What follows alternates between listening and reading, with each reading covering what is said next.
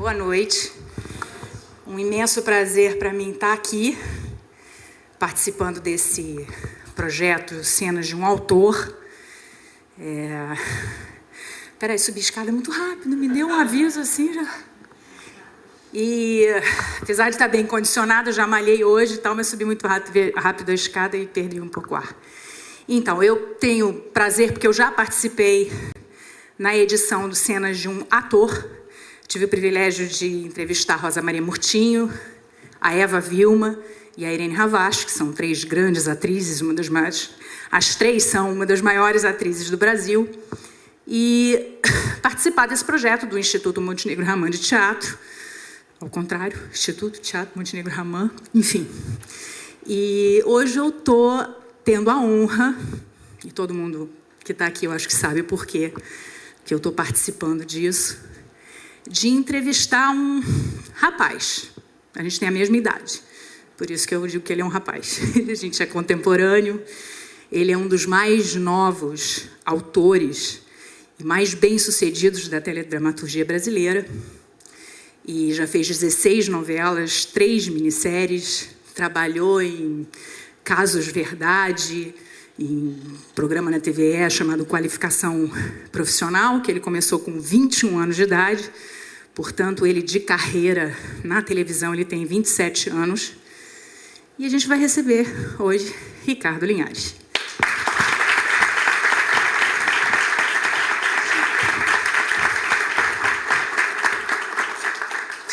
Boa noite. Bom, eu vou tentar... Eu não estou enxergando ninguém. Mesmo que tivesse luz, eu não ia enxergar mesmo, porque eu não enxergo muito bem.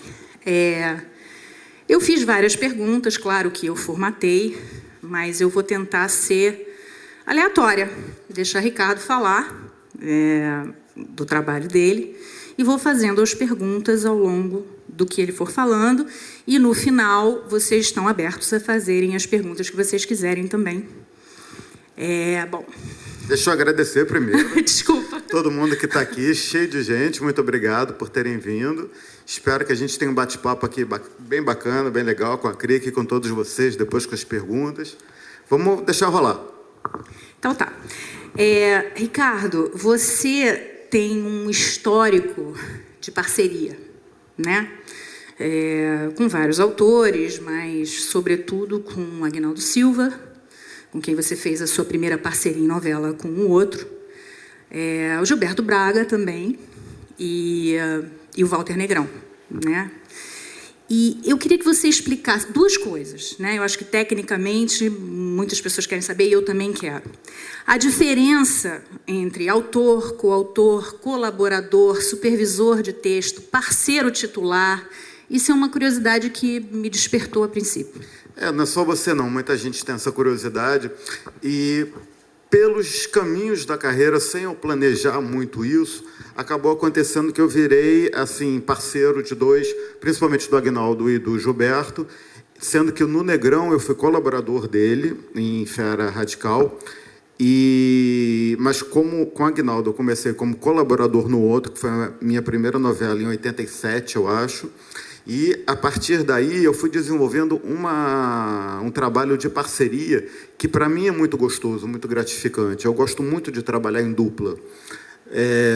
E esse processo de trabalhar em dupla não aconteceu da noite para o dia. Ele foi um processo lento, como colaborador, como coautor. Já fui supervisor também de Malhação, do primeiro ano de Malhação, junto com a Ana Maria Moretti. Também de Retratos de Mulher, também, com a Regina. Retratos de Mulher, pois é. Então, eu já tive já fiz de tudo um pouquinho por aí. E eu gosto muito do trabalho de coautoria, do trabalho em dupla, porque escrever uma novela é um processo muito, muito desgastante. Eu acho que não só na novela como na vida, se você pode ter alguém para dividir em todos os sentidos, aquela carga ou aquele prazer também, não é só o trabalho, tem momentos de muita felicidade, de muito prazer, de muita comunhão. Eu acho que o trabalho fica muito mais rico. Já fui parceiro da Ana Moretson também, Lua Cheia de Amor, que é uma grande amiga minha. Maria Carmen Barbosa. Maria Carmen. Também. Então, a parceria não sai do nada, não é pegar duas pessoas, eu, qualquer outra pessoa que eu não tenha afinidade. O trabalho acaba sendo desenvolvido naturalmente para isso.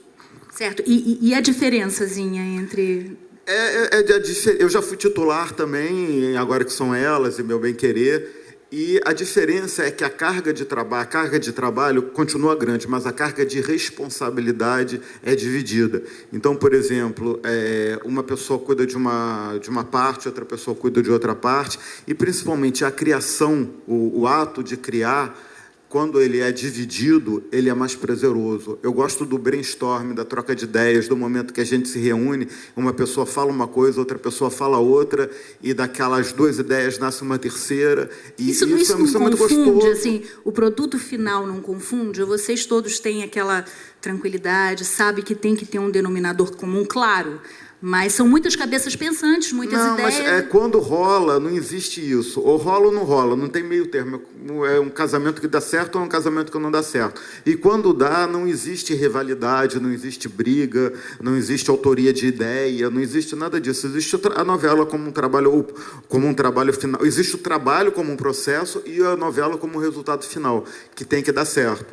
Então, quer dizer, ninguém vai defender uma ideia. Eu sou uma pessoa bem resolvida, o Gilberto, o Agnaldo, enfim, com todo mundo, a Ana Maria, com todo mundo que eu trabalhei também, a gente sabe que mais importante do que a minha ideia ou do que a ideia da outra pessoa é disso sair uma ideia que seja boa para a novela, que gere novas histórias e novas tramas e que leve a novela para frente. Sem essa besteira de vaidade, a ideia foi minha, a ideia foi dele. A novela não é de ninguém, a novela pertence à Rede Globo de televisão. O que a gente faz é escrever uma novela.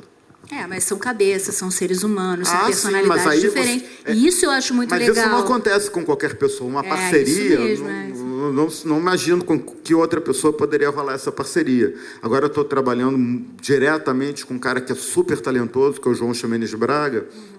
Ele virou meu braço direito nessa novela. E o João, isso é a segunda novela que ele faz. O João era jornalista do Globo, teve uma coluna no jornal Ela durante muito tempo, já participou de outras editorias e de outros jornais. E o João é um cara talentosíssimo, que aos 40 anos, quase aos 40, resolveu mudar de profissão, fez uma oficina na Globo, foi aprovado e entrou como colaborador em Paraíso Tropical, e ele é de um talento, de uma dedicação ao trabalho, de uma imaginação fértil muito boa. Então, rapidamente, o João foi para frente, queimou etapas e virou meu braço direito. A gente se fala pelo telefone hoje em dia, no mínimo umas 30 vezes por dia, para trocar ideias e bolar novelas. Era o que você fazia em Lua Cheia de Amor, né? Fazia com o Gilberto, e o Gilberto era supervisor de Lua Cheia de Amor. Exatamente. O Gilberto era o supervisor e a novela era da Ana, minha e da Maria Carmen. E você falou uma coisa de oficina. Na verdade, você começou 2 trabalhos, quer dizer, 2 escolas diferentes, uma no humor e depois novela. Quer dizer, antes o Caso Verdade, mas aí uma outra... Não é a mesma coisa. E você, se eu estou certa, você fez uma oficina na Cal, com o Doc Comparato, que era uma oficina de roteiristas, não é isso? E na época era o Caso Verdade, que desculpa. Não, é isso mesmo, eu só te complementar, mas foi isso mesmo. Por favor. É porque as pessoas perguntam muito o que a gente faz para começar a trabalhar em televisão, qual é o caminho. O caminho, primeiro, não existe. Mas eu sou muito... Eu fiz 2 oficinas, 2 cursos que foram muito importantes para mim. O primeiro foi assim que saiu a CAL, a Casa de Artes de Laranjeiras, o Doc Comparato fez um curso de roteiro. Foi a primeira oficina de roteiro assim, mais profissional que teve aqui no Rio. E eu fui o primeiro aluno dele. Através da oficina, eu comecei a escrever Caso Verdade. Porque, não sei se vocês lembram, o Caso Verdade era um programa que tinha no lugar de Malhação. Eram 5 episódios por semana, 5 capítulos por semana, de uma historinha com começo, meio e fim, baseado numa carta que as pessoas mandavam para a Globo. E uma das tarefas de final de curso era pegar uma das cartas e transformar ela num programa. Então, o Doc levou para a oficina várias cartas e distribuiu entre todos os alunos. Eu peguei uma carta que era uma história de uma epilética, que eu achei muito interessante a trajetória de vida e achei isso aí dar uma história boa. E escrevi, isso foi entre Natal e o Réveillon, passei, uma semana enfornado dentro de casa trabalhando, apresentei para o Doc como resultado final do curso. Ele gostou muito, levou para a Globo, o Paulo José era o coordenador do Caso Verdade, ele adorou a história, e foi assim que eu comecei, em 83, na Globo. Mas foi através de uma oficina. 21 anos. Entrando na TV. 21 anos. 21, obrigado. Entrando na Rede Globo. Muito boa para número. Mas estudar e fazer oficinas e cursos é uma coisa muito importante. Através dessa, quando eu cheguei no Caso Verdade, o Paulo José e o Mauro Wilson estavam fazendo uma oficina de humoristas, de criação de humor, porque naquela época não tinha muitos redatores de humor. A partir dessa oficina que eu fiz, eu fui convidado a ser redator do Vivo Gordo. Então, eu trabalhei 4 anos com o Jô, com o Maxi Nunes, com o Hilton Marques, como redator de humor. Então, eu acumulava os 2 trabalhos ao mesmo tempo. E depois é que eu fui para a novela, quando eu conheci o Aguinaldo na Casa de Criação Janete Claire, justamente numa outra oficina que a Globo estava sentindo necessidade de escritores novos de novela, então lançou uma oficina onde eu, Ana Maria Moretti, Márcia Prati, várias pessoas bacanas começaram ali naquela mesma turma da oficina. Então, quando alguém me pergunta, vale a pena fazer um curso? Assim, eu sempre acho que vale a pena estudar com bons professores, num lugar bacana, e eu sou um exemplo de que os cursos, as oficinas e os contatos que eu fiz durante esse processo todo de estudo foram fundamentais para mim. Não, inclusive, tanto que tem essa trajetória de muito estudo na sua vida, né? Que isso você já faz desde os... Quer dizer, com 10 anos de idade, você já... Sabe mais de mim do que eu mesmo, que eu não me lembro o que eu fazia com 10 anos de idade. 10 anos de idade, ele já fazia histórias em quadrinho e desenhava. Aos 14, 15 todo mundo que escreve anos, mais ou menos. Sempre faz essas besteiras. Mas você começou a escrever teatro. Você tinha vontade de ser escritor, mas achava que não ia conseguir viver disso. Nem passava pela minha cabeça a televisão, não. Não, isso sim. Você escrevia teatro e lia escrevia teatro. Teatro era a base. Eu era muito novo, eu tinha uns 16 anos, então eu consumia muito teatro. Eu ia ao teatro direto e via tudo que estava em cartaz. O que você via nessa época? E o que você lia nessa época de teatro?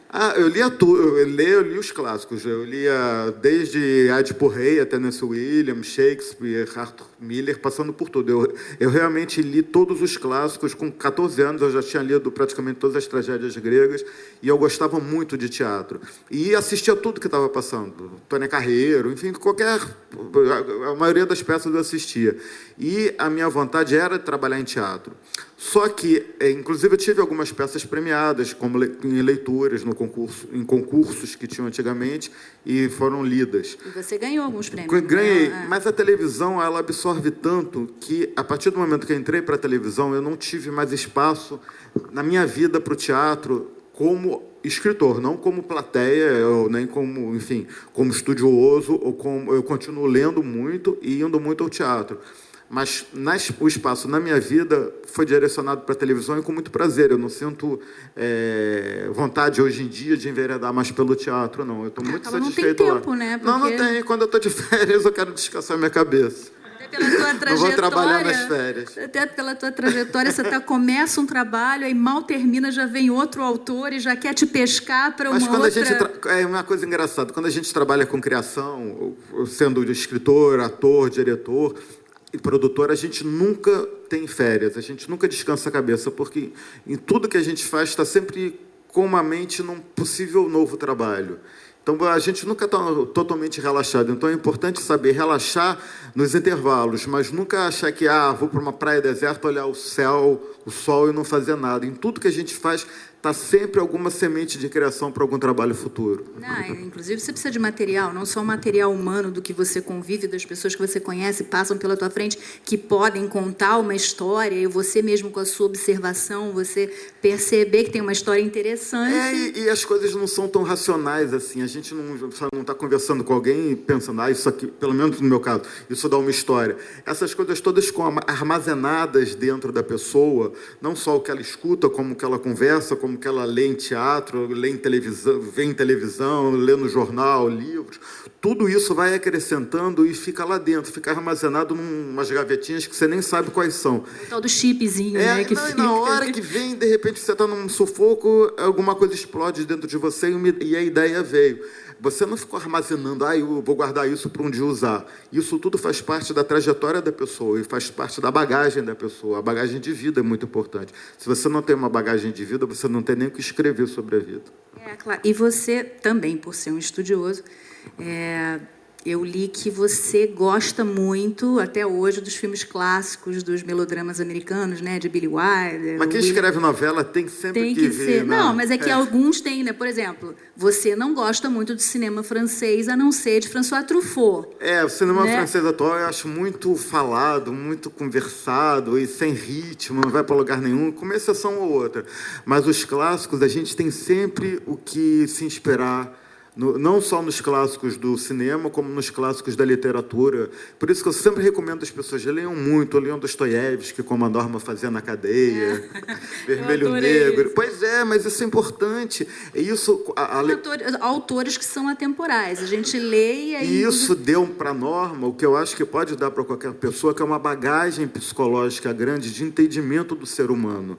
Então, quando você pega Crime e Castigo, não é a história só que importa, é a maneira como a história é contada e a psicologia daquele personagem que vai dando um aprofundamento da humanidade para a Norma, por exemplo. Eu acho que isso é importante para todo mundo.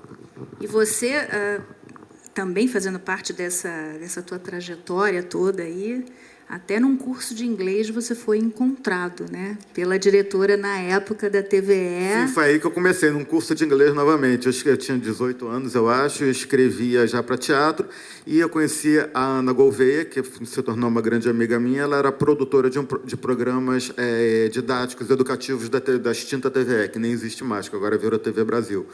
Então, eu mostrei para ela os meus textos e ela estava precisando de um redator para escrever programas didáticos de qualificação profissional.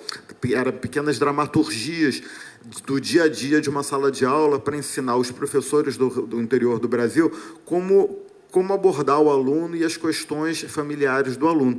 E muita gente estava começando ali comigo. A Vera Holtz estava chegando no Rio, a Cássia Kiss estava começando ali também. Todos foram... E foram trabalhar com você depois. Que massa. Foi muito bacana. Então, quer dizer, isso... Hoje as pessoas perguntam para mim, o que eu faço para ser um autor de novelas? Não é assim. A gente tem várias possibilidades de trabalho antes de chegar a ser um autor ou um colaborador. E as pessoas não podem desperdiçar nenhum convite, nenhuma oportunidade que pinta. Tudo vale a pena que a pessoa se exercite e esteja trabalhando. Eu li uma crítica sua, não vou citar o nome por uma questão ética, claro, não é do meu interesse isso, mas eu achei o conteúdo muito interessante. Uma pessoa que participou de um tal reality show citou que iria virar, não sei se foi brincadeira, que iria virar autor de novela. E isso te incomodou, porque você falou que, para ser um autor de novela, tem que passar por muitas coisas, estudar muito e ralar muito. Tem, todo mundo. Não sei se isso é verdade, ou boato, enfim. Não, enfim, me perguntaram, eu respondi, mas isso acabou virando uma polêmica na época, nem me lembro mais qual era o nome do participante do reality show, mas acabou virando uma certa polêmica na época. Mas é verdade, ninguém do nada vira ou escritor, ou diretor, ou ator. Todo mundo tem que estudar, todo mundo tem que se preparar. Não é achar... existem pessoas que têm um talento nato, mas mesmo essas pessoas têm que passar por estudo de postura, de voz, no caso de um ator ou de um escritor, tem que ter uma bagagem, tem que saber o que vai fazer. Ninguém pega 36 páginas por dia e preenche durante quase um ano do nada. Então, alto lá, toda profissão tem que ser respeitada, qualquer que seja. E dizer, vou virar do nada um autor de novelas. Não é assim como eu vou virar do nada um ator. Não é. Tem estudo, tem preparo.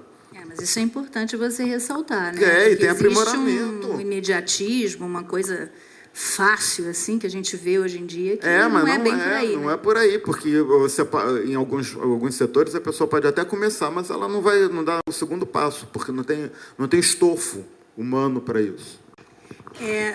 Você fez com Walter Negrão, que foi o seu primeiro trabalho, primeira novela com Walter Negrão, você fez Fera Radical. E naquela época você tinha 25 anos, né? Não existia, nem sonhava em ter internet. E você teve que mudar para São Paulo para ficar com ele, né? Foi um bom período, foi ótimo. Pois é. Eu queria que você contasse isso. E eu li um negócio que, enfim, não é novidade para ninguém, quando não existia internet era assim, mas eu acho legal falar, que vocês escreviam na maquininha de escrever com carbono, que vocês morriam de medo de errar qualquer coisa, quer dizer, escrevia e o carbono era se perdesse o capítulo, né? Não, porque os capítulos eram perdidos antigamente, a gente mandava o capítulo para a Globo e de repente a Globo perdia o capítulo. Não, e se vocês errassem também? Não, era um inferno. Hoje em dia no computador as pessoas, a gente que é jovem não tem noção de como era difícil antigamente. Tinha que botar um carbono e ir batendo. Se você realmente, claro, se você errasse uma palavra ou outra, você corrigia assim. Mas às vezes quando você chegava no final da página e você via que aquela cena não estava boa e tinha que reescrever tudo de novo, aí dava uma preguiça, dava uma tensão de não errar. Não posso errar de jeito nenhum. Hoje em dia não, você vai lá no computador, você apaga, você muda a ordem de cena. Antigamente não existia uma tensão maior para nada dar errado, para não ter que reescrever, que era muito chato. E no carbono aí você tinha que corrigir 2 vezes. E teve gente que ainda começou no stencil. Antigamente os capítulos eram mimeografados na Globo, chegavam com aquele cheirinho de mimeógrafo. O mundo mudou muito. Hoje em dia as pessoas recebem no iPad o capítulo para ler já direto pelo computador. Mas isso é um grande progresso. Enfim, acho que isso rendeu para... em termos de qualidade de texto, melhorou muito, claro. E você disse que foi com o Walter que você aprendeu a fazer escaleta, não foi? Foi ele. E o que é não, escaleta? Com ele, com o Aguinaldo e com o Gilberto, enfim. Mas o Negrão e o Aguinaldo são 2 mestres de escaleta. Escaleta é o resumo do capítulo, cena a cena. Isso é uma coisa técnica, não é todo mundo, existem autores que não trabalham assim e podem até dar um outro nome que não seja escaleta. Mas, por exemplo, quando a Janete Claire acabava de escrever um capítulo, isso quem me contou foi o Gilberto, ela pegava uma folha de papel em branco e botava linha por linha, o que ela ia fazer no capítulo seguinte. Ela nunca terminava um capítulo sem ter já, pelo menos até metade do próximo capítulo, alinhavado dentro da cabeça dela. Isso é uma escaleta. O que a gente faz hoje em dia é isso... Mas era ela que escrevia sozinha. Isso, como um volume de colaboradores e de parceiros que a gente tem, é preciso que isso esteja mais bem elaborado, porque cada parceiro meu escreve um núcleo da novela. Então, eles precisam saber o que os outros estão fazendo, porque isso acaba, no volume do capítulo, no geral do capítulo, tem que ter uma unidade. Então, a Janete pegava e botava linha por linha. Fulano vai encontrar Beltrano, vão brigar, vão sair dali e vão ir para outro lugar.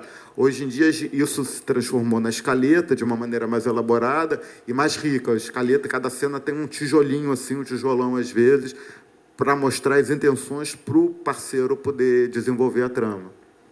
Bom, agora falando dos trabalhos, né? Você... É que as pessoas, de modo geral, elas têm muita curiosidade de saber sobre o método de trabalho mesmo. E eu também tinha, isso é natural. Nós, atores, também, porque a gente fica, às vezes, né, fica aflito, porque fica, meu Deus, como é que eles conseguem escrever com tanta rapidez? Como é que eles conseguem entregar? Não, na nossa cabeça, porque a gente é ignorante de causa, a gente não sabe exatamente como funciona. Mas é que o volume de trabalho hoje em dia, principalmente na novela das 9, é muito grande. A novela fica mais de 1 hora no ar. E são 6 capítulos por semana. Quando eu comecei, os capítulos eram muito pequenos. Eu tinha um projeto de fazer um remake de uma obra da Janete Claire, que era Fogo sobre Terra, e eu peguei para ler os capítulos dela, para ver se dava, se ainda estava atual, e continua atual, muito interessante, mas os capítulos tinham 20 minutos. Não era nada. Hoje em dia o capítulo tem 1 hora. Para você fazer um capítulo de hoje em dia da novela dela, você tem que juntar pelo menos uns 3 ou 4 capítulos para conseguir formar um capítulo atual. A novela cresceu de uma maneira tal que a gente tem que matar 1 leão por dia, tem que ficar sempre inventando novidades, eventos, acidentes, mortes. Matar muita gente, que isso sempre rende. Não, e assim, aproveitando esse ensejo aí, deixa eu te perguntar, como novela é comunicação de massa, né? Você, quando trabalhou, e eu acho que isso é uma característica do Aguinaldo, ou era, e isso eu vou te perguntar também, vocês trabalhavam muito com realismo mágico e fantástico, né? Isso era uma coisa deliciosa, as novelas, praticamente todas que eu assisti... Foi uma fase muito boa. Exatamente. Aí, dessas 2 coisas que eu queria falar com você. como era, porque você, eu já lia isso, a respeito disso, você dizia que o realismo fantástico ele funcionava numa época pós-ditadura, porque vocês tinham que usar muito a questão metáfora para poder falar do Brasil, ou de uma localidade, ou de alguma coisa, e que isso se perdeu a partir até de Porto dos Milagres, né, que foi quando vocês começaram a notar. E eu queria saber se perdeu por quê? Eu acho que, não só na telenovela brasileira, mas o realismo fantástico como literatura latino-americana também já terminou, porque fez parte de uma época que existiam muitas ditaduras no continente e ditadura no Brasil também. E o realismo fantástico, a gente lidava com a metáfora, a cidadezinha do interior era o microcosmo do Brasil. A gente não podia falar abertamente de determinadas situações, então usava mais a fantasia para isso. E a partir do momento em que houve a democratização no Brasil, e a partir do momento em que os reality shows também explodiram, as pessoas hoje em dia querem ver mais a realidade na televisão. Eu não acho que o realismo fantástico como um gênero possa ser banido, não, porque é muito interessante. Eu, por exemplo, tinha muita vontade, já apresentei esse projeto para a Globo e vou reapresentar, de fazer um remake de Saramandaia. Mas não como uma mini novela, por exemplo, porque eu acho que não teria... Saramandaia é outra que eu peguei para ler, para ver se tinha fôlego. Os capítulos eram mínimos. As pessoas não lembram hoje em dia, elas não se lembram de como as novelas eram mais curtas antigamente. Então, para você fazer um capítulo de Saramandaia hoje, você tinha que gastar quase uma semana inteira da novela. Eu acho que ela daria uma boa minissérie, por exemplo. Mas não como uma novela das 7 ou das 8 ou até das 6, porque as pessoas hoje em dia, eu acho que elas querem ver mais o realismo na televisão, mais do que a fantasia. Elas querem a fantasia, querem o romance, mas alguma coisa que tem um pé na realidade. Elas não estão mais se permitindo soltar a imaginação diariamente com um homem que soltava formigas pelo nariz, como Saramandaia, por exemplo, alguém que voava. As pessoas vão dizer, mas ninguém voa. As pessoas perderam, de modo geral, um pouco essa capacidade de... Não sei se é a dureza da vida, enfim, não sei. Ou se faz parte de uma época mesmo, mas elas perderam um pouco essa capacidade de soltar a imaginação. Estão querendo tudo, hoje em dia, mais mastigadinho, mais acabado, mais pronto para ser consumido. Então, mesmo numa novela realista, a gente tem que dar as tramas, hoje em dia, mais esmiuçadas para o público. Eles não querem refletir muito, raciocinar. O fulano é bom, o fulano não é. O caso da Norma, a própria Norma de Insensato, eu estava falando isso. As pessoas, grande parte das pessoas se surpreendeu, mas ela gosta do Léo? Óbvio que ela sempre gostou do Léo. Bastava a pessoa olhar, observar um pouquinho, refletir, que uma obsessão como a Norma tinha, só podia ser um grande amor rejeitado. Então, quer dizer, eu acho que as pessoas hoje em dia, elas querem tudo muito mastigado, muito pronto já. E perderam um pouco, infelizmente, esse sonho que tinha na época do realismo fantástico. O que é uma pena, né? Porque mas não acho que... era uma pena. É uma realidade tão dura que a gente vive hoje em dia, que essa coisa de você brincar um pouco mais, te levar para o lado mais lúdico... Mas aí eles querem... O que vão aprender com aquilo para trazer para a própria vida, que é uma reivindicação que eu escuto muito nos grupos de discussão que eu frequento sobre as novelas. As pessoas querem pegar a novela e aprender alguma coisa que possa ser útil na vida delas, ou como lidar com os filhos, ou como lidar com os pais, ou como lidar com a vida, mas elas estão procurando ensinamentos na televisão. E o realismo fantástico, até pelo próprio humor debochado, sarcástico, eu acho que hoje em dia, num horário mais tardio, poderia haver um público para isso sim, eu acho que seria muito interessante.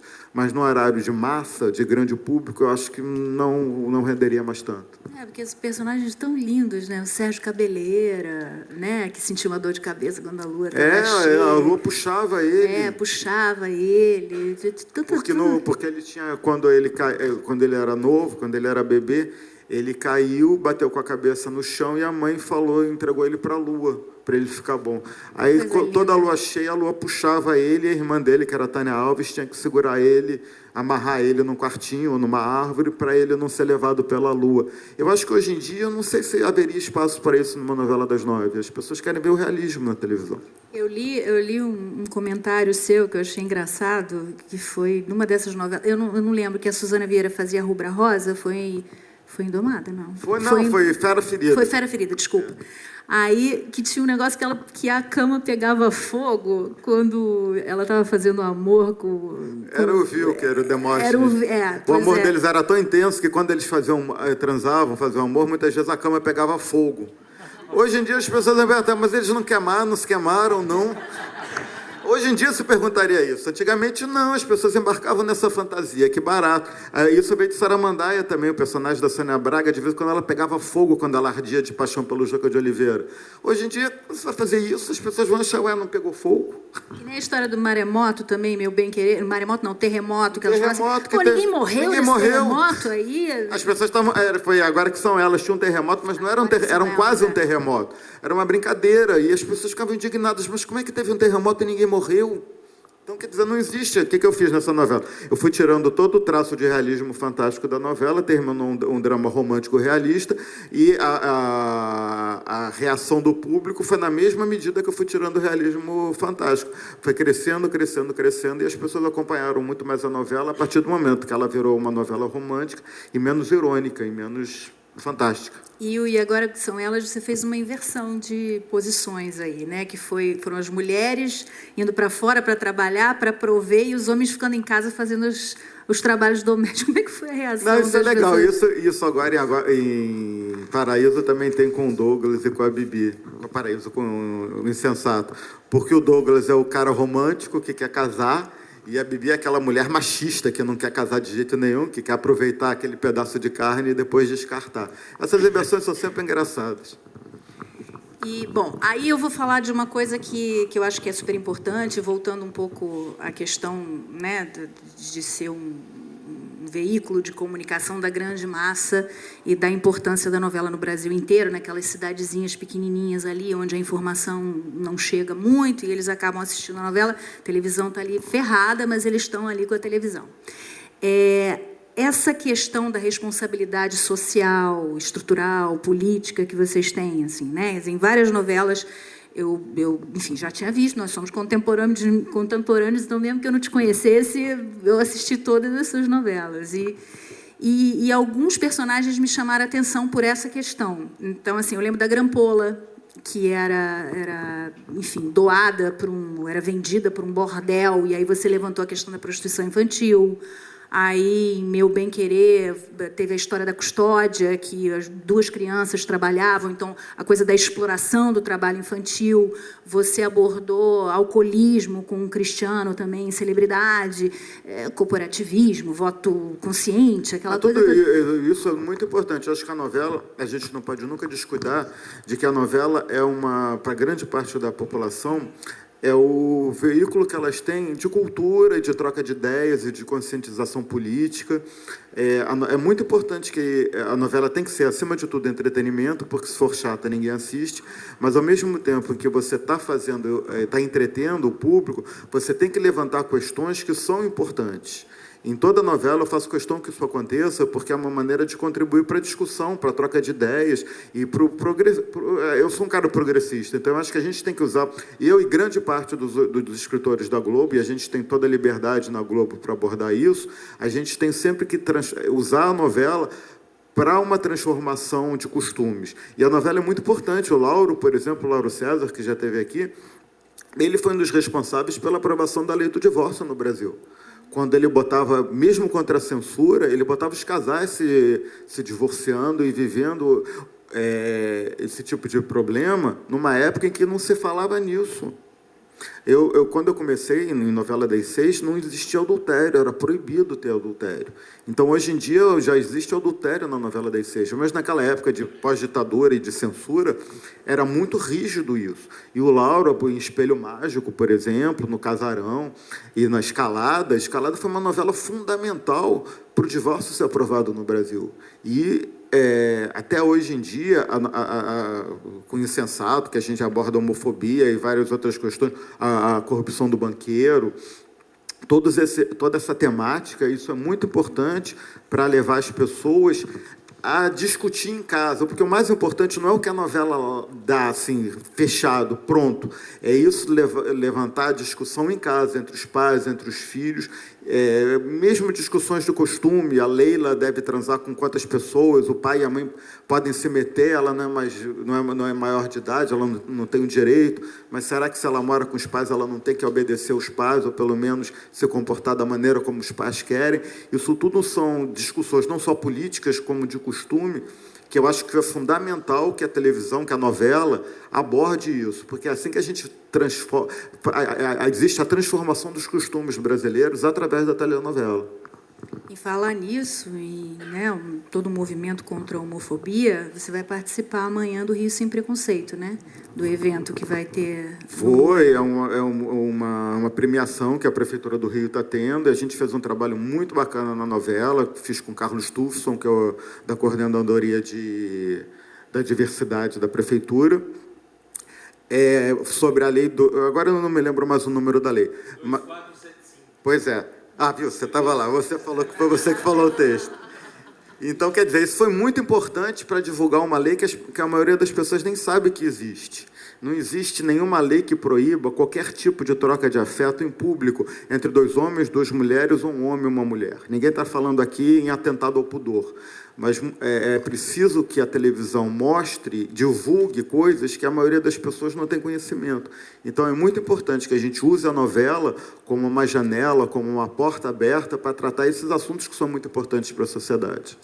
E quando você começa, e eu sei que você já, pelo que eu li, você já passou, eu acho que a grande maioria dos atores já passou, acho que todos eles já passaram, que é uma questão de rejeição a determinadas personagens, ou até questões que são abordadas, como erotismo, enfim, fiquei sabendo que o Dom Eugênio Salles deu uma reclamada na época de Tieta, do excesso de erotismo em Tieta, ou em Dono do Mundo, quando a Márcia perde a virgindade com o Felipe Barreto, que absurdo, uma menina, no dia da lua de mel, transar com um cara que não é o marido, e aí vem pessoas e se manifestam.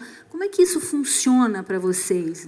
Olha, cada caso é um caso. Em alguns casos, você sabe que uma rejeição inicial não quer dizer tanta coisa, porque a novela tem uma história, a novela é uma obra aberta, então você pode mexer com o que for necessário. Em outros casos é muito difícil, como foi o caso da personagem da Malu, da Márcia, no Dono do Mundo, porque houve uma rejeição muito grande ao fato de que ela procurou o personagem do Fagundes. E então, as mulheres falavam, mas como é que ela bateu na porta da casa dele para transar? Na casa dele não, que eles estavam numa estação de esqui. Como é que ela foi lá? Então, quer dizer, ela até ser vítima dele, tudo bem, mas a partir do momento que ela toma a iniciativa, e olha que foi feito todo um trabalho de sedução, era uma novela muito bem escrita, e pelo Gilberto. Eu entrei depois dessa fase na novela. Mas houve essa rejeição muito grande, e aí... Nesse caso, é preciso trabalhar nisso, criar uma outra... mudar o rumo da novela, mudar o caminho dos personagens, para essa rejeição ser diminuída e ser minimizada.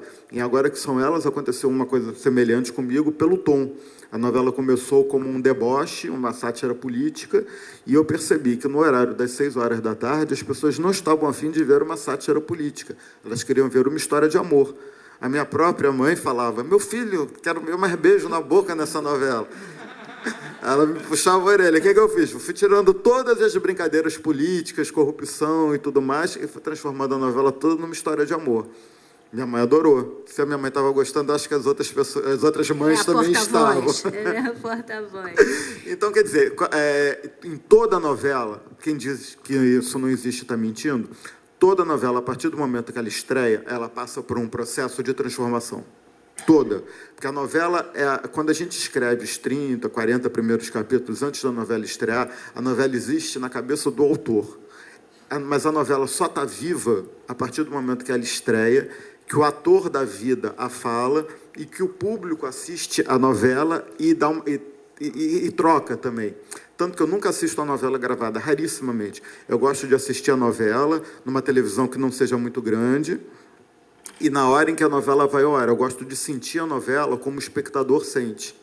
Ali sim é que a novela está viva. E coisas que você acreditava que poderiam, sei lá, e dar muito certo, não dão, e outras que você acharia que as pessoas não iam gostar, de repente elas adoram, porque o público é soberano na novela, e a gente tem que ir atrás disso. E tem que estar pronto para para mudar o que tiver que ser mudado. E sempre tem coisas para serem mudadas, em maior grau, em menor grau, coisas mais complicadas, coisas mais simples, mas tudo tem que ser mudado. E, muitas vezes, não basta só saber que tem que mudar. É muito difícil saber como mudar.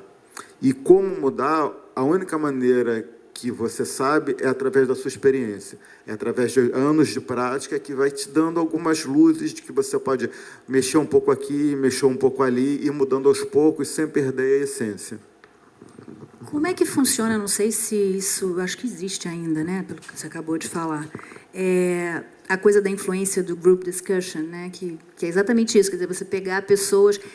E junto com essa pergunta, eu quero saber da preocupação do ator em ter que escrever da classe A a E, né? Quer dizer, enfim, são duas perguntas juntas, mas para eu não me esquecer. Não, mas a novela é complicada. A novela hoje em dia está cada vez mais complicado, porque além da novela ter se tornado muito grande, a novela virou um produto que é o carro-chefe da emissora e da televisão brasileira. Então, quando a gente pensa, por exemplo, posso falar de Insensato, que é a novela que está no ar agora, a novela tem uma audiência, se você somar todas as audiências de todos os programas concorrentes que vão ao ar no mesmo horário, se você somar todos os programas, eles não chegam à metade da audiência da novela. Então, é um volume de responsabilidade muito grande, porque é o programa mais visto da televisão brasileira. Então, a gente tem que ter sempre esse tipo de consciência, de que você está lidando com um público enorme, que vai da classe A à classe E, que vai de pessoas de 80 anos até crianças de 6, que não deveriam estar vendo a novela nessa hora, mas muitas vezes estão. A gente não tem nada, não pode proibir de ver, está lá a classificação indicativa. Mas sabemos que os pais não respeitam isso. Então, a novela tem que tentar uma abordagem que fale para todos os públicos. E é muito difícil isso, porque você pega pessoas com uma escolaridade alta e pessoas que são analfabetas ou semi-analfabetas. E você tem que falar para todas essas pessoas. Então, o grande desafio é você tentar agradar todo mundo e fazer uma novela que tenha camadas, que algumas pessoas possam perceber algumas entrelinhas e que, mesmo que não perceba isso, se interesse ou por outro assunto ou pelo mesmo assunto, mesmo que não tenha uma compreensão total da situação, mas que se identifique, que torça por isso. É um grande desafio, sim.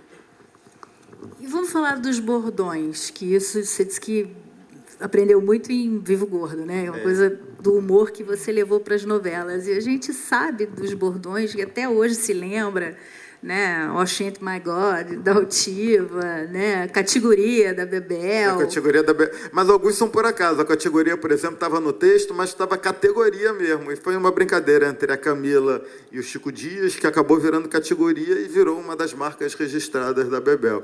Oxente My God surgiu por acaso. Surgiu na hora de escrever um texto. Foi até que estava escrevendo, porque a Altiva, que era o personagem da Eva Vilma, era muito arrogante, muito soberba, queria falar inglês. E o Oxente é tão natural no Nordeste, qualquer coisa, oxente, a pessoa fala. Então, surgiu o Oxente My God de uma maneira muito espontânea. Então, às vezes, o bordão sai de uma maneira natural, às vezes é elaborado. Eu me lembro que a Miriam Pires, em Tieta, ela falou no texto estava normal, a palavra mistério. Na hora dela falar mistério, ela falou mistério. E isso virou um bordão. As pessoas começaram a repetir aquilo de uma maneira absurda. Nos trinques, que começou também em Tieta, já virou... Ninguém falava nos trinques antes. Os trinques é uma expressão criada pelo Jorge Amado, que estava só em Tieta. A partir da novela, nos trinques correu o mundo, correu o Brasil. Então, quer dizer, o bordão nasce de uma maneira sempre natural. O translumbrante da Kika Jordão. Né? Aí depois você fala da coisa da personagem que você às vezes não está esperando, e aí ela dá um boom como ela deu também. A Kika foi sustentáculo da novela. O trabalho da Arletes era maravilhoso, em Lua Cheia de Amor, enfim, tinha vários outros atores muito bons, mas a Arlete tem uma vivacidade em cena, tem uma coisa translumbrante, que é o Jordão, que ela queria ser alpinista social, queria ser amiga da Laís Souto Maia. Né? Então, funcionou tanto naquela época, foi muito gostoso trabalhar aquilo. E o bordão, até hoje, as pessoas, em todas as novelas tem bordões, no Flecha eu mergulho, essas coisas assim. É uma delícia, porque fica, né? Pois é. Até hoje as pessoas repetem. A novela já passou um tempo, já passou, mas as pessoas continuam falando, as expressões da Nathalie agora, Nathalie com Rony, tá direto na boca do povo. Então isso é muito legal. Isso significa, a Nathalie chama a mulher de barangóia, essas coisas malucas que saem do nada. E pega, gruda, isso é muito bom. E a gente vai escutando e vai repetindo, vai botando de novo no texto, vai tendo um ciclo assim que é muito bom. E essa coisa também de você não esperar e a personagem estourar, tem o inverso também, né? E aí é uma situação mais delicada, quando você coloca uma expectativa e, de repente, o ator não dá... Existem os dois lados. Tem um lado que é muito bom e tem um outro lado que é frustrante, que, ao mesmo tempo, os atores são nossos amigos e é preciso sempre olhar por todo mundo que está dentro daquele trabalho, porque são meses de convivência, é um trabalho muito, muito próximo. E quando explode é uma coisa ótima. Um dos maiores prazeres da novela, pelo menos para mim, é justamente quando o inesperado acontece. E você tem que ir atrás e correr. E o caso da Bebel do Olavo em Paraíso Tropical é exemplar sobre isso. Nada daquilo estava planejado para acontecer daquela maneira e, de repente, os dois explodiram e histórias que estavam preparadas para outros personagens acabaram mudando. Por exemplo, a Camila, a Bebel, teria um caso com o personagem do Bruno Galhaço. Mas deu tão certo ela que acabou ficando... Química, né? A química. E o Bruno deu tão certo, aí no sufoco... Eu tive a ideia de fazer o Bruno com a gêmea amada da Negrini. E deu tão certo também, a história cresceu tanto a partir daquilo ali, que foi prazeroso. Então, eu acho que o inesperado faz parte da novela. Senão, você escrevia 200 capítulos antes e acabou, mandava e pronto. Novela não funciona assim. A novela tem que ser quente, tem que ser viva. Esse é o prazer. Eu sufoco também, porque é um trabalho de domingo a domingo, mas essa criação, esse gás que sai da criação, a chama, o fogo, a faísca, é muito bom, muito legal. E tem uma frase que você fala que se diz assim, em novela não tem certo e errado, tem um momento. Então, acontece quando tem que acontecer. Quer dizer, é uma surpresa, né? É uma surpresa e a gente não pode nunca deixar a cabeça ferver por nada. A novela é uma coisa a longo prazo. O que importa na novela é a maneira como a novela termina, não como a novela começa. Toda novela demora um tempo para pegar, toda novela demora um tempo para as pessoas gostarem dos personagens, se identificarem. Cada vez mais, pelo menos na novela das 9, existe um tempinho que as pessoas veem a novela, mas sem tanta empolgação. Isso acontece mais das 9, não sei porquê. Mas já está acontecendo de várias novelas para cá. Quando a novela estreia, as pessoas ficam assim, não rejeitam, não, mas elas ficam olhando um pouco com reserva, com certa reserva, para ver o que pode acontecer. E aí depois elas embarcam na novela. E isso faz parte, a gente tem que saber antes de grupo de discussão que você tinha perguntado, antes de qualquer outra coisa, existe a intuição do escritor. A gente tem uma intuição. Então, quando a gente vê uma cena, muitas vezes o público, ou até o ator, ou o diretor está gostando daquilo, mas a gente sabe, isso daqui não tem futuro, isso não tem fôlego para durar 20 capítulos, 30 capítulos, vamos ter que mexer nisso. Antes mesmo de alguém perceber que é preciso fazer alguma mudança. A intuição da gente já vai pensando, vamos mudar isso para aqui ou para ali. E aí que entra o que eu já tinha falado, que a experiência como colaborador, como coautor, como titular e como tudo isso, vai dando para mim e para as outras pessoas que trabalham nisso as ferramentas necessárias para fazer mudanças que toda novela tem que passar. Paraíso Tropical, por exemplo, vocês sacaram que estava muito masculina no início, não foi? Que você falou muito. Que a mulher é o espectador na novela. Então, a gente falou, não, tá isso muito... veio de um grupo de discussão, uma mulher chegou e falou assim, mas essa novela não devia se chamar Paraíso Tropical, devia se chamar Paraíso Fiscal, porque se passava toda dentro do escritório do Tony Ramos. Quando essa mulher falou isso, eu falei, é verdade, ela tem razão. A novela, grande parte da novela, que estava escrito antes da novela estrear, acontecia no escritório do Tony Ramos, com as disputas do Tony, do Fábio, e do Olavo, do Wagner. Enfim, aí caiu a ficha. O que a gente fez? Aos pouquinhos começou a tirar tudo de lá. tudo. Começa até com coisas tão sutis, muda o figurino, tira o terno, bota uma camisa mais esportiva. Aquela cena do escritório, vamos levar ela para a casa da pessoa. Então, aos pouquinhos, foi feito um acerto de rumo que a maioria das pessoas nem percebeu. E a novela virou mais feminina. Com temáticas a mulher que era Renê deu o troco no marido e várias outras coisas assim. A novela foi indo mais para o universo feminino a partir dessas observações. Que são muito importantes. Ganharam vários prêmios, foi indicada para o Emmy. Mas tudo faz isso, toda novela tem um processo de adaptação muito grande. É que algumas é mais sutil, como esse. Se você não falasse, a maioria dos espectadores talvez nem tivesse percebido a mudança que foi feita de rumo. Mas foi feita uma adaptação também, e toda novela passa por isso.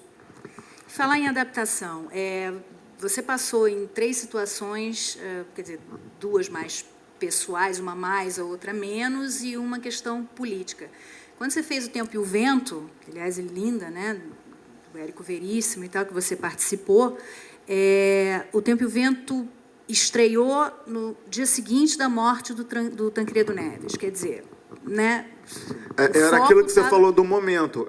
A minissérie, que era do DOC, que eu colaborei, era uma minissérie dirigida pelo Paulo José, com um elenco maravilhoso. O Tarcísio era o Capitão Rodrigo, era maravilhoso.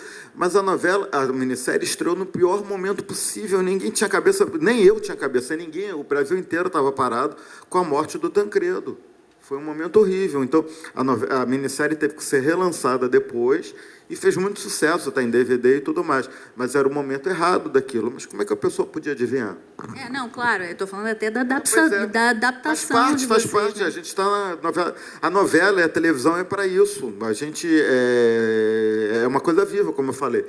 Depende de tudo que está acontecendo no país. A gente depende do Jornal Nacional, vamos dizer assim. As notícias são boas, as notícias são ruins. Tem um terremoto no Japão, uma coisa horrorosa. O que acontece? Aumenta as pessoas que estão assistindo televisão. Tem uma coisa boa, como a Olimpíada, aumenta as pessoas que estão assistindo, aumenta a audiência de uma novela. Então, em televisão, nada é isolado. A Malhação está indo bem, isso reflete em todos os outros programas da Casa, da Globo, até de madrugada. A Malhação não está no melhor período dela, isso afeta as novelas que vêm depois como um todo. Tudo é entrelaçado. Por isso que eu acho que televisão não tem nada de autoria, não tem nada de vaidade de uma pessoa e de outra. A televisão é como um todo. Todos os trabalhos que estão no ar na televisão, eles estão interligados, eles fazem parte de uma coisa só.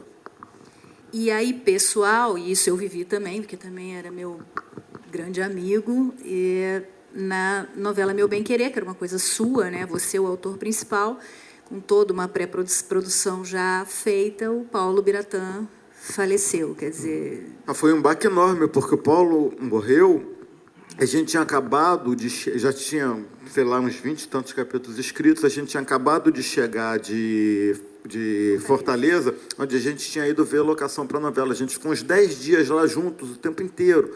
E quando cheguei, pouco tempo depois, dias depois, enfim, foi uma coisa horrível, foi um baque para todo mundo. E isso tudo faz parte da novela. Doença de ator, doença de escritor, doença de diretor. A gente tem que lidar com isso o tempo todo. Assim, e sempre a preocupação maior, o foco maior é com o trabalho do amigo que está ali. Em Lua Cheia de Amor, existia um personagem do Geraldo Del Rey, que era o Túlio, que ele fazia o grande amigo da personagem da Marília Pêra. E os dois, tinha uma história de amor platônica por ela, que esperava o Francisco Cuoco, que era o marido que tinha fugido. Ela não queria se envolver com ele nem com ninguém, enquanto o marido não voltasse. Na semana em que o Túlio finalmente vai se declarar para a Genuína, que era o personagem da Marília, o Geraldo teve um infarte. Na semana, cara, a grande semana dele na novela, tudo escrito, na véspera de gravar, ele teve um infarto, teve que se ausentar da novela, se afastar da novela por mais de uns 2 meses, só voltou para o finalzinho. Então, quer dizer, e era o grande momento dele, do personagem, e esse seria muito bom para ele, profissionalmente para ele. E foi uma coisa, um sufoco que a gente faz. inventamos do nada o personagem do Mauro Mendonça, que era o primo do Túlio, que chegou de repente e teve que ficar ali fazendo as coisas que teve que se virar. O texto do Túlio foi todo do Mauro Mendonça, que caiu de paraquedas. Isso faz parte da novela. Então, quer dizer, não adianta um planejamento, uma coisa, e de repente você é surpreendido por coisas malucas que acontecem na novela. E tem coisas super positivas também. Você vê o trabalho da Ana Lúcia Torre, que faz a Tia Neném. A Tia Neném estava marcada para morrer. A Tia Neném não morreu graças ao trabalho dela, ao personagem que é delicioso, e a maneira como ela interpretou. A Tia Neném ia morrer de uma facada. Sobreviveu e está ali aprontando ainda na novela várias coisas, vários desdobramentos da novela, estão em cima dela, porque ela é fofoqueira, né? Então ela sabe muitas coisas e ela vai acabar contando. Então, quer dizer, a novela é uma caixinha de surpresa do tempo inteiro. E isso é um barato. A novela ser uma obra aberta é o grande trunfo da novela, é o grande barato da novela. É cansativo pra caramba, mas tem o retorno a esse prazer, é muito grande. Você participou de Anos Rebeldes, né? Quer dizer... Foi com muito orgulho, foi um trabalho maravilhoso do Gilberto, eu era colaborador dele, e que Anos Rebeldes teve 2 fases de preparação da minissérie. Por isso que eu saí. Começou a minissérie, aí eu saí para um trabalho, que eu acho que foi Agora Que São Elas, e o Gilberto foi fazer O Dono do Mundo. E eu acho que depois é que voltou, eu não me lembro mais direito, mas foi um trabalho escrito... Não precisa. Foi um trabalho escrito em 2 fases. Então, e foi um trabalho maravilhoso. O Gilberto estava inspiradíssimo, e teve o Sérgio Marques também, que viveu aquele período a fundo. Foi um trabalho, um grande trabalho da televisão brasileira. Tenho muito orgulho de ter sido colaborador nele. E uma coisa interessante que eu não sabia, que Maria Lúcia e João foram inspirados na Maria Lúcia Araújo e no João Araújo, que são os pais do Cazuza, né? Os nomes. As trajetórias não, mas os nomes... Não, estou falando dos nomes. Os nomes assim, são, achei que foram, né, que Gilberto foi, e foram pessoas que viveram muito essa época. Muito, que claro. A gente não viveu, homenagem. Mas a gente... Mas você, para variar, foi fundo, pesquisou. É que a gente vai, enfim, a gente vive disso. Tem uma cena tão bonita nessa seriado que eu escrevi, que é quando o Marcelo Serrado e o Cássio estão falando do homem chegar na Lua. Foi uma cena tão bonita, eu não vivi isso, mas, enfim, com pesquisa e com acessibilidade a gente consegue, enfim, transmitir verdade, né? Mas foi um trabalho maravilhoso. O Gilberto... Bichinho curioso. Não, o Gilberto tem Anos Dourados também, que é um trabalho lindo. Aliás, como não perguntei, mas, enfim, a gente, no meio de todas as perguntas e respostas, isso ficou subentendido, mas como é que é o trabalho com o Gilberto? O trabalho com o Gilberto é ótimo. A gente soma muito ao outro, existe um respeito muito grande o tempo inteiro. Eu admiro o Gilberto, ele é um mestre e ele leva o meu trabalho muito a sério. Então a gente se dá muito bem. E deve ser muito gostoso para você ter todas essas escolas diferentes que você teve, né? Isso te ajudou a ter uma... Ah, sim, claro. Porque o humor, Caso Verdade, que era uma coisa pequenininha de meia hora, 5 capítulos, que tinha que ter princípio, meio e fim, né? Não, o Caso Verdade era uma preparação para uma novela. Eu escrevi Caso Verdade, depois virou Teletema durante vários anos, então isso me deu uma preparação muito grande. E o Aguinaldo é um mestre maravilhoso. O trabalho do Aguinaldo o Aguinaldo é generosíssimo. Eu virei autor graças ao Aguinaldo. Eu era colaborador, o Aguinaldo me tirou de colaboração e falou, não, vamos dividir a autoria do trabalho. Eu devo muito ao Aguinaldo e tenho um respeito e uma admiração enorme pelo trabalho e pelo talento dele. Imagina você, novinho. Eu era muito novo, eu tinha 20 e poucos. Você é ainda, mas eu tô mais... Somos. Né, você bem... Ela quer falar isso para elogiar ela. Não falei nada, eu não falei nada, eu tô brincando. Não, sério. É porque eu fico mas tá linda mesmo, pô. Eu fico pensando, né? Você com 25 anos, de repente, começando a trabalhar numa novela, na maior emissora do país, uma das maiores do mundo, com mestres, né? Sim, eu dei muita sorte. Como é que você sentia, assim, em termos de segurança mesmo, de autoconfiança, ou de querer aprender? Não, mas era jovem não pensa muito nessas coisas, não, vai fazendo. Eu nunca planejei nada, nunca. E as coisas sempre acabam acontecendo da melhor... Eu acredito sempre que tudo que aconteça é da melhor maneira possível. E não foi uma trajetória nem um pouco fácil, nem para mim, nem em vários trabalhos que eu participei. O outro, por exemplo, foi a primeira novela como colaborador. o outro passou por problemas horrorosos. O Troca Agnaldo de atores. Diretores, atores, tudo. Foi um sofrimento, rejeição, foi um sofrimento enorme para o Agnaldo. Eu estava ali ajudando ele. Talvez por essa ter sido a minha primeira novela como colaborador e ter passado por tantos problemas que quem está de fora não faz ideia da tortura que foi, isso dá um distanciamento para você ver que tudo pode dar certo. Vai fazendo, que acaba... E isso foi te fortalecendo, né?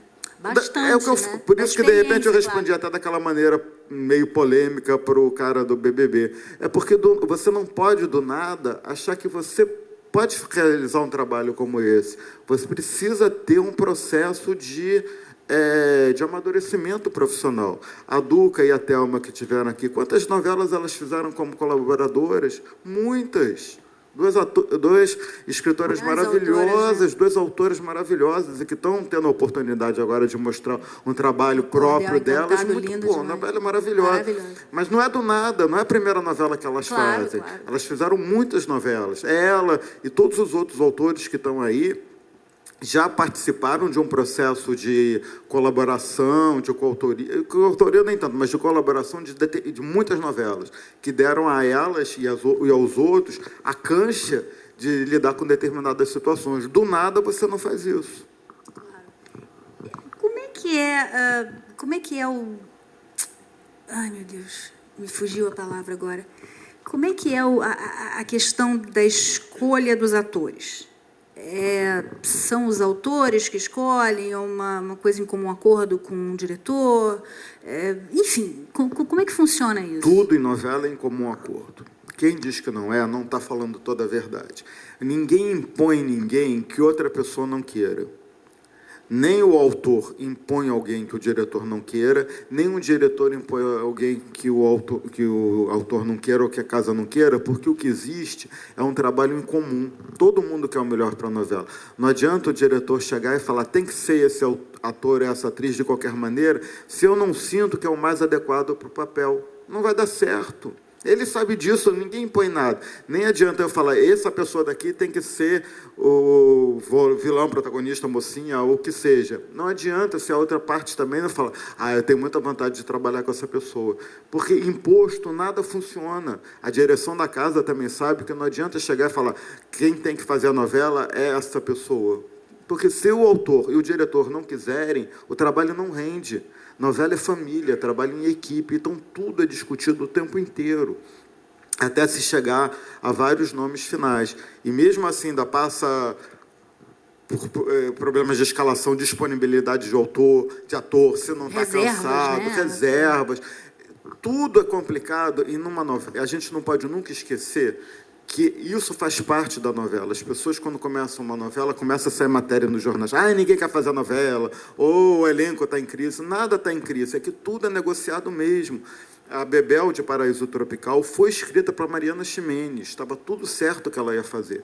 Só que, antes de começar a gravar, ela estava exausta, porque ela tinha emendado, acho que 2 novelas e uma minissérie. Ela estava realmente muito cansada. O que aconteceu? Foi para Pitanga, para Camila, e deu super certo. O Wagner Moura ia fazer o personagem do garotão que tinha um caso com a René de Velmont. Ele estava vindo do JK, estava reservado, ele ia fazer aquele papel. E o papel do Olavo era do Celton, que nas vésperas conseguiu um financiamento para o filme que ele queria dirigir. Então começou todo um trabalho de pré-produção do filme, ele não pode fazer a novela. E tudo se acertou da melhor maneira possível. Sempre existe uma negociação muito grande e uma tentativa de todo mundo se harmonizar em torno de todos os nomes. Nada é imposto e nada é decidido por uma pessoa só. Quem diz que não está falando toda a verdade. Tá muitas vezes falando, eu decido tudo sozinho. Ninguém decide nada sozinho em televisão. Não existe isso. Às vezes são imagens, né? Imagens que se cria e que a imprensa muitas vezes continua dando isso, mas não existe. Existe sempre, é o que é de comum acordo. Então, bom, eu tenho um monte de perguntas, não olhei nenhuma, mas, enfim, tenho um monte de perguntas aqui para fazer, mas eu vou abrir para o público, que também quer saber coisas que com certeza não estão aqui. Então, gente, não enxergo ninguém. Ricardo, oi. Ali, aqui, ali. Cacau aqui. Oi, Cacau. Tudo bem? Tudo. Seguinte, quero fazer 2 perguntas para você. como é que você vê a crítica para a telenovela brasileira, ou como você reage à crítica. E quero aproveitar que vocês dois estão juntos aí, falar da Araci, da tamanha entrega da Cristiana para fazer a Araci, que eu convivi, assim, que eu sou amigo da Cristiana. Me chama de Araçaí. Araçaí.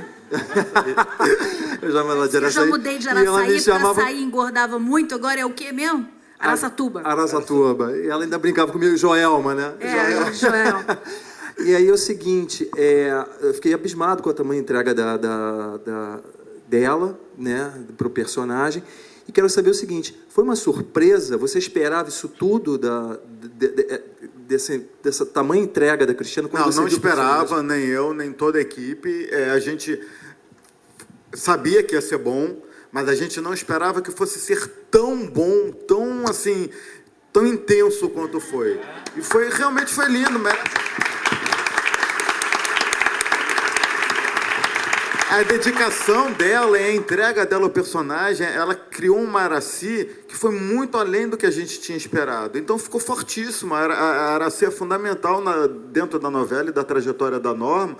A Araci é o motor da transformação da Norma. A Norma não teria se transformado na cadeia se ela não tivesse encontrado uma antagonista. E a antagonista foi a Araci. O trabalho da Crica foi maravilhoso. Foi de uma entrega, uma dedicação carissimamente se vê. As pessoas são vaidosas, elas botam a vaidade em primeiro lugar. Ela não, ela se despiu da vaidade para construir um personagem. É o Robert De Niro. Mas não estava combinado, não, Cacau. Não estava combinado, pelo amor de Deus, não estava combinado. Porque vocês conversaram e não se tocou nesse assunto, né? Não, e a crítica que eu quero saber, porque o Manuel Carlos esteve aqui até comentou que hoje em dia existem críticos para tudo. Crítico para balé, crítico para ópera, crítico para tudo, e que ele acha que a pessoa mais capaz de fazer crítica hoje em dia é a Patrícia Kogut, que é mais profissional nesse assunto, mas no todo, como é que você vê a crítica? Existem críticos e críticos, e muitas vezes existem pessoas que simplesmente escrevem, sem ter uma postura crítica, ou sem ter um embasamento crítico que possibilite falar alguma coisa realmente relevante. Então, com essa proliferação de blogs e sites e jornais, existe muito achismo. E existe gente que escreve baseado em fofoca, em informação que não é verdadeira e repercute fuxicos, entendeu? Isso não é crítica. Quando a crítica é boa, e existem críticas boas, existem críticas construtivas, claro que, para mim, elas levam para frente, porque elas me fazem... A opinião do crítico é muito importante, como a opinião da minha mãe é muito importante, como qualquer opinião é muito importante. Então, tudo que alguém tem de relevante para falar para o trabalho é fundamental e deve ser ouvido, como o grupo de discussão também é muito importante, como a mulher que falou do paraíso fiscal. Isso tudo acrescenta ao trabalho da pessoa. Agora, quem escreve tem que ter uma responsabilidade muito grande, não só em relação ao texto da novela ou à novela em si, mas em relação ao trabalho dos atores. Muitas vezes, o ator está lá se dedicando ao máximo e, de repente, uma palavra mal colocada numa crítica ou num texto derruba um trabalho ou deixa a pessoa insegura. Isso é muito sério, é muito grave, são seres humanos, são vidas que estão ali. E todo mundo, se pudesse, estaria sempre fazendo o melhor possível. Agora, não pode nunca haver um texto num jornal, num blog ou num site baseado em achismo. Tem que saber o que está falando. Tem que ter um conhecimento de dramaturgia e que a maioria das pessoas não tem, não estudou e falam muita besteira. Hoje mesmo saiu comparando a novela, um filme, O Segredo dos Meus Olhos. Da onde alguém tirou uma besteira dessas? Quem escreve isso não tem a menor noção do que se trata. Ou seja, isso pode fazer com que quem faz parte de um trabalho se sinta inseguro. Da onde alguém tirou isso e ocupa um espaço ou no jornal ou na internet falando isso sem base nenhuma? As pessoas falam sem base. Não pode. As pessoas deveriam estudar mais, se preparar mais e escrever, sim, mas sabendo o que estão escrevendo. Tá bom, obrigado. A próxima. Sim. Boa noite, Ricardo. Boa noite, Cristiana. O meu nome é Jaumir. E a minha pergunta é a seguinte. A novela dura 1 ano, né, em média. São dezenas de personagens. É uma quantidade imensa de diálogos que são criados por vocês, os autores. E a criatividade, ela vem da inspiração. né? A criatividade forçada não tem um bom resultado. Então, a minha pergunta é a seguinte: como a emissora, né, ela tem que receber semanalmente os capítulos, né, com 6 capítulos. Oi? 6 capítulos, Sim. toda sexta-feira. Com os diálogos já elaborados, como é que funciona a sua criatividade para elaborar esses diálogos? Por exemplo, já aconteceu com você alguma vez de não vir a inspiração, não vir a ideia para confeccionar, para preparar os diálogos? Como é que isso acontece durante um ano inteiro de novela? Mais do que um ano, porque, na verdade, essa novela, por exemplo, está sendo elaborada há 3 anos quase. Tem dias que eu estou mais desesperado, só posso responder por mim, mas tem dias que eu estou mais desesperado e tem dias que eu estou menos desesperado. Mas existe uma coisa interessante na novela, que a gente se alimenta da novela. Então, eu assisto toda noite, eu assisto a novela. Toda manhã eu acordo às 7 horas da manhã e começo a trabalhar. E aquela dinâmica, eu sonho com a novela, eu sonho com os personagens da novela o tempo inteiro. Então, a novela faz parte já do ar que eu respiro. Eu acordei outro dia, o Léo vai dar uma pulseira para a Norma, entendeu? Mas aí, da onde vai tirar essa pulseira? Como é que é? Eu acordo no meio da noite com aquela ideia, com aquela coisa. Em nenhum momento a novela larga você, dado ao volume de trabalho, ao volume de páginas, ao volume de texto e ao volume de atores e de personagens que têm que ser tratados. Quando você bate aquela... Está na hora de escrever uma cena para um determinado núcleo. Se não está batendo, vai fazer para um outro núcleo que, de repente, a inspiração vem mais fácil. E depois a inspiração vem. Por exemplo, e se está em algum momento... Mas para onde eu vou com essa trama daqui? Volta 2, 3, 4 capítulos, lê as cenas daquele personagem ou daquele núcleo em 3, 4 capítulos, que automaticamente é uma coisa que não é racional. A inspiração não é uma coisa racional. Mas depois de você ler 3, 4 capítulos, você vai no embalo daquilo, e aí o personagem surge na tua frente, e é o próprio personagem quem acaba escrevendo por você. É uma coisa meio maluca, não é normal, não. É como um cavalo que desce em você. E aquilo vai indo e sai. Eu falo muito isso para as pessoas. Se você não está inspirado para escrever aquele ponto, não insiste nele. Vai para um outro, depois volta. O computador deu essa grande vantagem. A gente estava falando sobre o método de trabalho. Antigamente não tinha isso. Você tinha que escrever naquela ordem, naquela coisa, que senão você tinha que reescrever tudo de novo. Agora, aqui não está bom, não tá feliz, vai fazer uma outra coisa, um outro núcleo, uma outra coisa, volta e a inspiração acaba vindo com mais naturalidade. E mais uma pergunta, por favor. Antes de uma novela ser feita, na pré-produção, né, você especificamente, você primeiro cria personagens ou primeiro vê os lugares, os cenários, e dos lugares, dos cenários, vem a ideia de personagens? Cada caso é um caso. Sempre o que vem primeiro é a trama com o personagem. Quando existe um cenário, aí vem um trabalho de composição de cenário, e que muitas vezes, a partir daquilo, existe todo um núcleo que é criado. Por exemplo, o núcleo do Guilherme Piva, do Bar do Gabino, surgiu primeiro pelo cenário, e depois é que a história entrou. Eu fui ao jantar num restaurante que tem no Horto, chamado Yumi, um restaurante japonês, e na época, logo no comecinho da elaboração da sinopse. E aí tinha uma roda de samba no restaurante, perto do Restaurante da Graça, que era logo ali na esquina. Disso nasceu o restaurante do Bar do Piva. Então, quer dizer, muitas vezes o cenário nasce primeiro e depois vem o personagem que vai ocupar ele. Mas como seria esse cara? Como seria a família dele? Uma secretária? Outras vezes não. O que nasce primeiro é o personagem e depois ele entra dentro de um núcleo. Não existe regra absolutamente nenhuma. E, às vezes, o que nasce primeiro é um conflito e depois o conflito muda também. E vai acontecendo. Tudo acontece...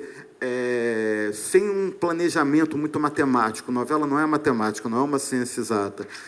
E você muda, muitas vezes você muda totalmente de ideia. E abandona uma ideia toda, joga todo o núcleo fora, reescreve tudo de novo. Se a tua sensibilidade, se você não está sentindo que aquilo está verdadeiro para você, pelo menos é o meu caso, entendeu? E isso pode ser mudado a qualquer momento.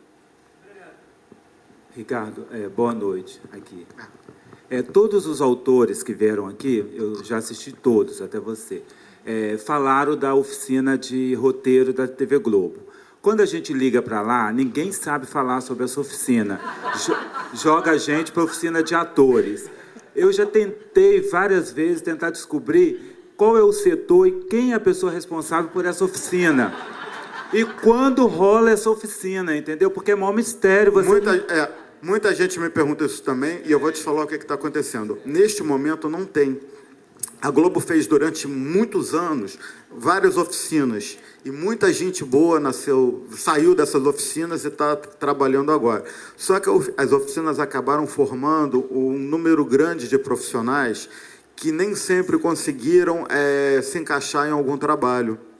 Então, ainda existe gente que fez a oficina e que ainda está procurando uma brecha para conseguir mostrar o trabalho, para conseguir se encaixar em alguma equipe. Então, diante disso, diante do volume de pessoas que já formadas, a Globo resolveu dar uma meia trava nas oficinas, que é uma pena, porque muita gente que eu conheço fez a oficina e está aí trabalhando hoje como colaborador e tudo mais.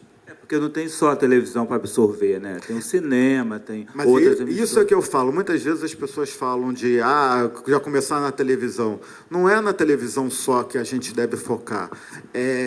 O João Emanuel, por exemplo, era do cinema. Ele fez o Central do Brasil e alguns outros filmes. Por isso ele passou a ser colaborador da Maria Adelaide. Acho que a primeira foi na Muralha. Agora eu não tenho certeza. Mas, enfim, o cinema também leva as pessoas para a televisão. Agora, então, que tem essas Amor em 4 Atos e várias outras, alguns trabalhos mais curtos, porque quando você pega uma novela, uma minissérie de 60 capítulos, quase sempre são pessoas que já tiveram uma experiência maior porque é um volume muito grande de trabalho. Não dá para jogar alguém verde ali, porque não consegue, o volume é realmente absurdo. Mas os trabalhos de menor fôlego que estão acontecendo na Globo agora possibilitam gente que vem de conspiração e vem de outras produtoras. Então, eu acho que não se deve nunca direcionar o foco só para a Globo ou só para a oficina. A Record também teve a oficina dela de autores. Também não sei se continua, porque teria que ter uma produção maior para pegar todo mundo. Agora, tem televisão por assinatura, tem Beijo Me Ligue, várias outras... Enfim, tantos trabalhos que estão rolando por aí, e com esse aqueles da mãe... Tem tanta coisa, tem as minisséries Filhos do Carnaval, Mandrake, tanta coisa boa. Eu acho que existe um leque muito grande. Infelizmente, quase tudo é direcionado para a Globo. Mas o que se deve batalhar aqui no Brasil, que já acontece a beça nos Estados Unidos, é que todos os canais a cabo, eles produzam também dramaturgia, ou semidramaturgia, ou documentário, enfim, que também seja uma porta aberta de trabalho para todo mundo. Eu acho que isso está começando a acontecer mais, porque há 20 anos não existia absolutamente nada. E agora já existem essas possibilidades. E com isso, você tem um objetivo de uma novela, alguma coisa assim, você já tem o que mostrar como o teu trabalho, ou então você fica naquilo mesmo e fica muito bem. Eu acho que tem que abrir o leque de trabalhos. E não é só a Globo que pode ser a grande empregadora, tem que ter outros. E eu acho que o grande caminho para o Brasil é a TV a cabo, minisséries, seriados, na televisão a cabo, que vai empregar todo mundo. É muito bom, tomara que isso aconteça cada vez mais. A HBO está fazendo coisas aqui e várias outras. E por aí que eu acho que a gente tem que tentar abrir o mercado por aí. E hoje em dia tem tantas mídias também, né? Tem filmes feitos em celular... Tem até um festival, que é o Celocine. Conheço gente que está escrevendo para celular ou para web. No Japão, eu escutei dizer que no Japão agora já tem novelinha em 140 caracteres para o Twitter, que quando junta dá uma novela, entendeu? Não duvido nada. Não, mas enfim, também tem assim, internet, já está sendo feita dramaturgia especificamente para a internet. Isso tudo chama atenção. E o que interessa é chamar a atenção para o trabalho. Não se deve nunca direcionar e esperar só que aconteça uma brecha numa dramaturgia da Globo, dessa dramaturgia de maior peso, como novela ou minissérie, porque isso, sim, é muito mais complicado. Oi, mais? Aqui. São 2 perguntas e meia. A primeira é: você é a favor de finais felizes e a gente pode esperar que vá ter final feliz nessa novela, ou sei lá, o vilão vai se dar super bem, vai entrar no avião com uma mala cheia de dinheiro, xingar todo mundo. Conversando lá dentro. E a segunda você estava falando das substituições de papéis em Insensato, aconteceu muito isso, né? Aconteceu dois exemplos, né? Da Ana Paula e do Fábio Assunção. Você acha que o rumo que a Paola e que o Gabriel deram aos personagens era o esperado do que seria com a Ana Paula e o Fábio? Vocês estão satisfeitos com isso? Seria o mesmo rumo? E a meia? Só porque a primeira era 2. Obrigada. Totalmente satisfeito com a Paola e com o Gabriel. Enfim, o trabalho deles é maravilhoso. E eu falei isso sobre novela. Não interessa como a novela começa, interessa como a novela acaba, como a novela está no meio.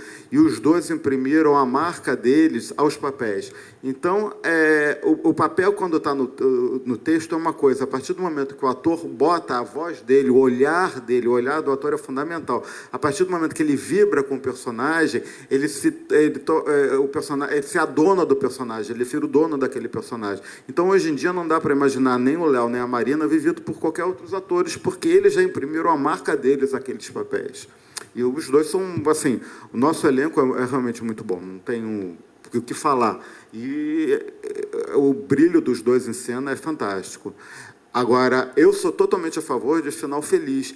E é uma coisa engraçada, porque as pessoas torcem muito pelo vilão ao longo da novela. Todo mundo quer ver os vilões fazendo maldade e tudo mais, mas no final não. Eles querem que a Marina e o Pedro terminem juntos de qualquer maneira. Na época que a Marina ia casar com o Léo, nossa, foi uma grita que eu recebi de e-mail, de cartas, e as pessoas reclamam, mas não pode, ela não pode ficar com ele de jeito nenhum, ela tem que ficar com o Pedro. Ou seja, as pessoas torcem pelo vilão durante o processo, mas no final não, eles querem o vilão punido de alguma maneira e que o casal fique feliz. E eu sou totalmente convencional nisso, eu acho que o casal tem que ficar feliz, porque eu torço pelo casal. Eu adoro Marina e Pedro, e desde o primeiro momento. E eu quero que os dois terminem a novela juntos e com o amor deles cada vez mais fortalecido. Eu sou totalmente romântico e sou a favor de finais felizes e de, enfim, cada um dentro do seu núcleo, mas o que eu gosto de ver é o final feliz e a punição dos vilões. E eu acho que isso não é um desejo só meu, não. O público quer ver o vilão punido. Claro que dentro de uma novela que você tem mais de um vilão e tudo mais, dá para você ir construindo finais diferentes. Umas pessoas têm um final feliz romântico, outra um final feliz de uma outra maneira, enfim. O vilão pode ser punido com a morte, com a loucura, com atropelamentos, e qualquer maluquice assim, mas dentro sempre os vilões têm que ser punidos pelo que eles fizeram. Mas dentro desses, você pode tirar um ou outro para fazer um final que seja um toque. Por exemplo, o final de Bebel, em Paraíso Tropical. Ela terminou amante de um senador e depondo na CPI.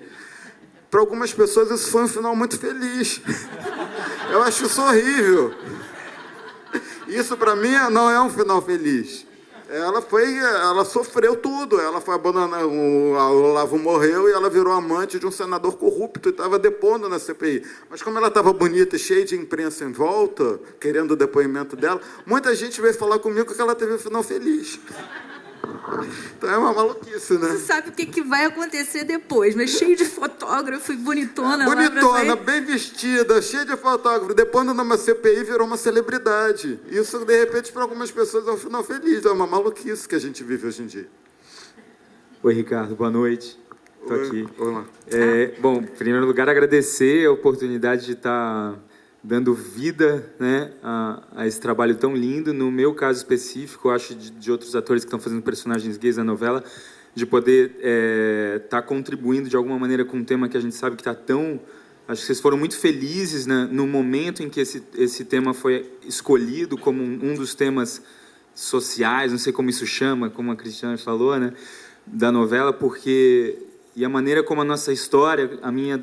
do Hugo e do Eduardo está sendo trazida para a trama, com delicadeza, como chega para a gente como ator. As pessoas às vezes perguntam, pô, mas você, como é na rua? As pessoas...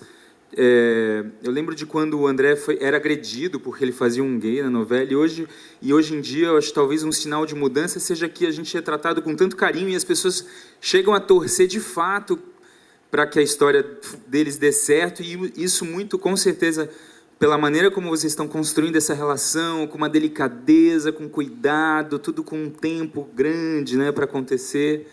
Mas Muito esse legal. tempo é proposital. Claro. O Eduardo não podia simplesmente sair do armário, se assumir como se fosse um oba-oba. Para ele, aquele era um drama muito grande. E essa credibilidade, as conversas dele com a Alice, a maneira como ele se expunha emocionalmente, foi que deu o próprio Hugo também não chegou se atirando, mas chegou com firmeza, sabia o que queria, mas não atropelou um momento do outro. Tudo isso foi construído de propósito para chegar nesse momento. Mas isso é uma coisa que tudo isso tem a ver com o que eu já tinha falado um pouco antes da experiência. Teve um personagem, o Adamastor, que era o Pedro Paulo Rangel, que fazia, que foi na Pedra sobre Pedra, que ele era um gay enrustido. Era o Carlão, não? Ele era afim... Era Adamastor, né? Era Adamastor, era o PP. O Carlão era o Paulo Betti. O Paulo Betti, tá. Ele era Confundi. afim do Paulo Betti. E a gente percebeu ali que, para gostarem dele, ele tinha que vir com calma. As pessoas primeiro tinham que gostar do personagem, para depois torcerem por ele. O caso do Hugo e do Eduardo é a mesma coisa. Eles tinham que gostar dos personagens, eles não podem ser impingidos dentro de uma goela abaixo de uma maioria conservadora. É preciso entender o drama humano, se colocar no lugar deles, e acabam torcendo de uma maneira muito natural pela felicidade de personagens positivos. O Eduardo é um filho maravilhoso, o Hugo é um professor respeitado de direito, e eu sou muito orgulhoso de ter essa trama na novela, porque isso os personagens gays não são estereotipados. E tem até os personagens, o Rony, por exemplo, mas todos eles estão dentro de uma realidade.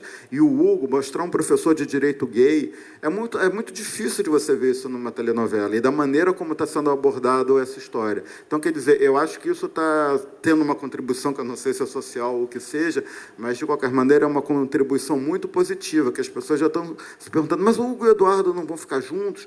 Gente que, a princípio, seria até contra ver um casal gay numa novela. E da maneira como a gente colocou isso, e sem falsa modéstia, claro, eu acho muito bacana o trabalho de vocês, o que nós fizemos de construção dessa dupla. Eu acho que isso é muito positivo e espero que isso renda frutos. Maravilha, obrigado.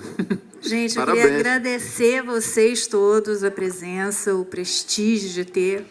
E, infelizmente, a gente vai ter que ter o tempo. Não sei, isso aí, enfim. Mais uma? Bom. Vamos lá. Bom, gente, então vamos lá. Mais duas só, tá, Marquinhos, para terminar.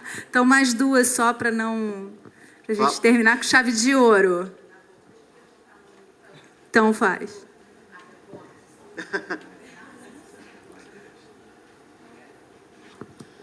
Oi. Tá ligado? Vocês estão me ouvindo? Então. Tá. Queria falar um pouquinho da Sueli e do Kleber. Porque eu tinha lido... Não vou contar história, viu? Não vou antecipar história, nem isso, não.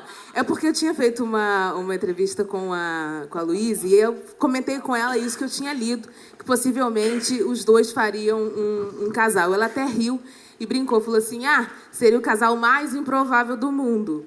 E aí eu queria saber isso, assim, vai ser um casal improvável mesmo? Eu li.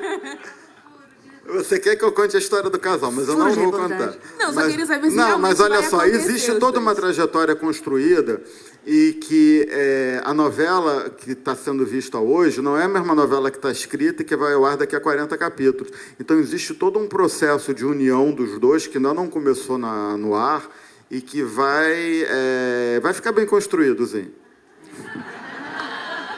Vai ficar direitinho, pode deixar. A próxima pergunta, então, e última, gente. Quem que vai perguntar?